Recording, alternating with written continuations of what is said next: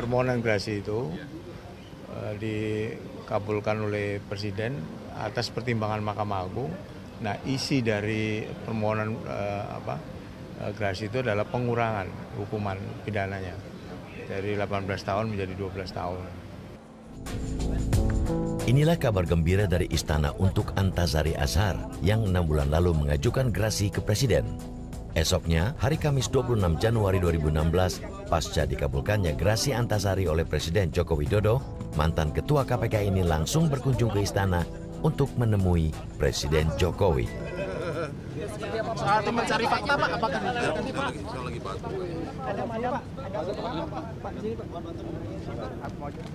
ya batu ganda gagu terus tiap hari. Tadi yang disampaikan Pak umumnya, Pak, kira-kira apa aja sih, Pak? Harapan ke depan gitu, Pak. Mau tahu aja.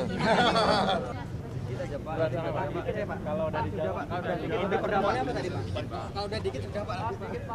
Pak, emang nggak boleh ngomong Pak sama Jokowi. Itu pertemuannya apa, Pak? Itu maknanya apa itu, Pak? Maknanya apa itu? Maknanya saya bicara begitu. Tadi sempat menyampaikan permohonan untuk membentuk. Cobalah dicek itu laporan saya, dibongkar kembali seperti apa. Jadi untuk fairness barangkali memang kita berharap juga supaya jangan ada dusta di antara kita. Kalau nggak nanti, kalau dibiarin terus begini diungkapkan sampai lebaran kuda juga nggak selesai. Gitu.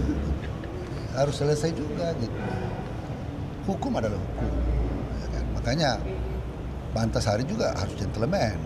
Ya kan? Dia harus, kalau memang ada dugaan-dugaan itu ya dia harus kemukakan itu. Supaya tahu nih, Saudara Parmin, setelah Antasari Azhar merupakan terpidana 18 tahun penjara karena terbukti sebagai otak pembunuhan bos PT Putra Raja Wali Banjaran, Nasruddin Zulkarnain. Vonis ini tidak berubah hingga putusan peninjauan kembali. Gerasi yang diberikan Presiden Jokowi membuat Antasari kini berstatus bebas murni alias tidak bebas bersyarat lagi. Ya, terima kasih saya pertamanya kan untuk syukur pada Allah Subhanahu wa taala bahwa ini apa saya inginkan, syaratnya tidak ada lagi, jadi saya kemanapun sekarang tidak harus saya malah. Kalau dulu masih bersyarat, saya mau ke Bandung aja harus izin dulu ke Batas Badan Pengawasan Pemasyarakatan. Sekarang sudah syukur dong. Nah, dan saya berterima kasih kepada Presiden Jokowi di mana beliau sudah menggunakan nurani dari kebijakannya mengeluarkan gerasi. Dan itu hak Presiden selaku kepala negara. Jadi kalau kemudian saya mengucap terima kasih, itu saya minta waktu beliau untuk bertemu, beliau welcome, ya masalahnya. Nah, itu kan pertemuan saya dengan beliau. Iya.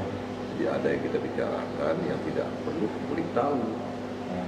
Itu pertemuan itu Pak Antasari disiapkan untuk jadi jaksa agung. Tidak ada, pertemuan itu tidak bicara tentang masalah itu. Kemudian media memunculkan itu kan kalau saya lihat, saya belajar itu kan tentang anggota DPR memutuskan bahwa dengan pengaruh Antasari sebagai jaksa dan sebagai ketua KPK dan yang lain masih layak untuk berjalan. Itu satu anggota DPR memutuskan itu. Nah, pertanyaan menurut saya itu kan wacana disampaikan. Ya gimana? Kembali lagi gimana kita menyetop orang mau bicara? Antasari ditahan polisi sejak bulan Mei 2009 dan kemudian divonis 18 tahun penjara pada tanggal 11 Februari 2010. Mantan ketua KPK ini menikmati status bebas bersyarat sejak tanggal 10 November 2016 karena sudah menjalani 2/3 masa hukumannya. Mantan jaksa ini tercatat telah menjalani kurungan fisik selama 7 tahun 6 bulan dan mendapatkan remisi total 4 tahun 6 bulan selama dalam kurungan. Rupanya, status bebas bersyarat saja tak cukup baginya karena Antasari masih harus menjalani wajib lapor. Inilah alasan kuat Antasari mengajukan permohonan gerasi ke Presiden melalui kuasa hukumnya pada tanggal 8 Agustus 2016 lalu atau 4 bulan sebelum bebas bersyaratnya.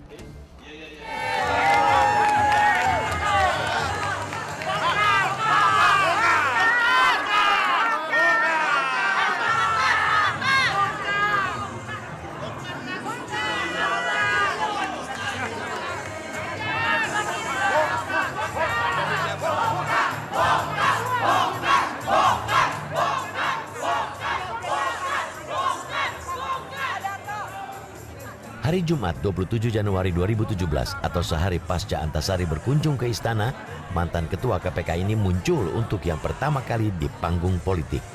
Antasari hadir di acara debat publik Pilkada DKI Jakarta yang digelar KPU Jakarta di Gedung Bidakara, Jakarta Selatan.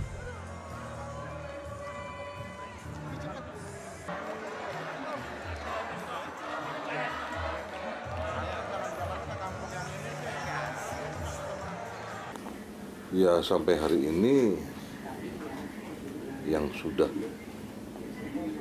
ya kita lakukan bicara itu dengan PDIP. Kenapa Pak? Kenapa PDIP? Saya kan dulu mantan pengurus GMNI Sumatera Selatan. Jadi langkah terdekat akan menemui siapa di PDIP? Lu akan dilantik bulan depan. Bulan depan? Bulan apa Pak? Lu tanya PDIP-nya yang melantik. Ya? Jangan tanya saya.